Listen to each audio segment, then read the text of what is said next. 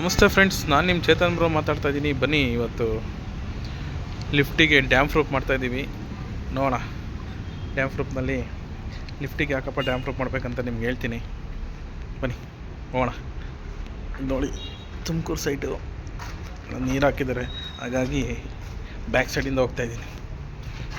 ಇದು hospital friends, ಹಾಗಾಗಿ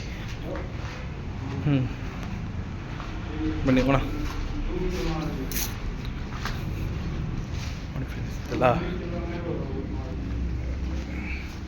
hospital, toilets, lift ನೋಡಿ.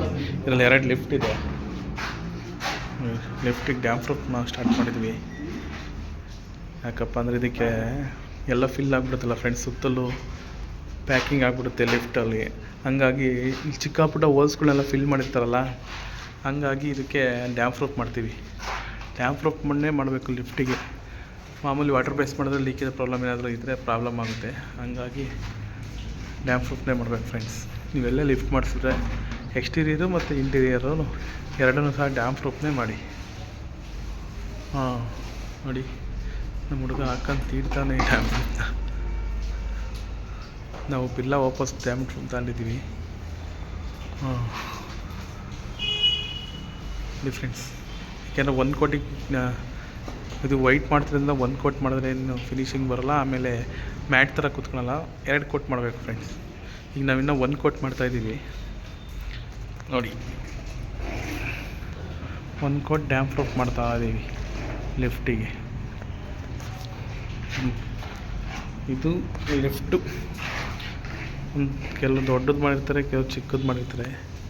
ಇದು 2 ಥರ ಮಾಡಿದ್ದಾರೆ, ಒಂದು ದೊಡ್ಡದು ಒಂದು ಚಿಕ್ಕದು ಫ್ರೆಂಡ್ಸ್.